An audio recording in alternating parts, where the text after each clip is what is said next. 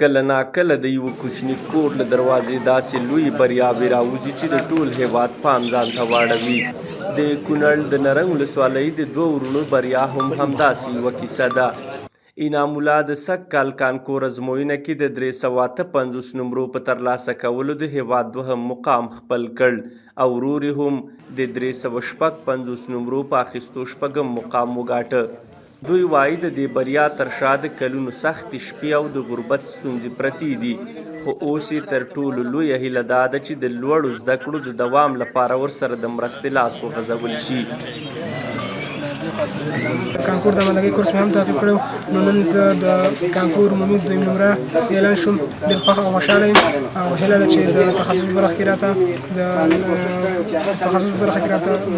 ښه زمینه برابره شي. چې انعام الله زما کشر ورور دی، د کانکور دویم نمره راغلی دی، د کابل طبي پوهنتون ته کامیاب شوی دی. زه د هغې مشر ورور یم، د ننګرهار ولایت طب پوهنځي ته کامیاب شوی یم، د کانکور شپږم نمره.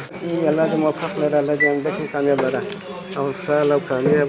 د پلار په غېږ کې د زامنو بریا د کلونو ستړیا په خوښۍ بدله کړه. د زامنو بریا د هغه لپاره د ژوند تر ټولو ستر ویاړ و. له کلیوالو نیولې ان مسؤلینو هم ورسره د خوښۍ دا شېبې شریکې کړې. پلار یې وایي غربت سخت و خو هیله یې ژوندۍ ساتلې وه. د کونړ نور هم دغه شانتې تکړه او بااستعداده بچي پیدا کړي. زموږ هسې غټه وظیفه هم نه وه، داسې د معلمۍ په دغه باندې لکه وظیفه مې وه او د پټي کاروبار هم کوو، داسې ډېر دغه موږ اقتصاد هم ډېر قوي نه و او دا الله پاک کامیاب کړي. دا زما لپاره ډېر د خوشحالۍ افتخار دی. دا خوشحالي زه نشم احساس کولی چې زه څومره خوشحاله یم. د پوهنې ریاست مسؤلینو د دې بریا هرکلی وکړ او ویې ویل دا ډول ځوانان د هیواد د راتلونکي هیله ده. هغوی د ملاتړ ډاډ ورکړ او ټینګار یې وکړ چې د استعدادونو د ودې لپاره به لازم ګامونه پورته کوي.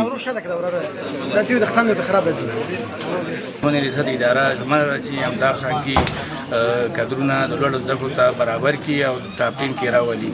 همدارنګه د پوهنې ریاست ټولو ولس ته ډاډ ورکوي چې ستاسو د بچو په سالمه روزنه کې به خپل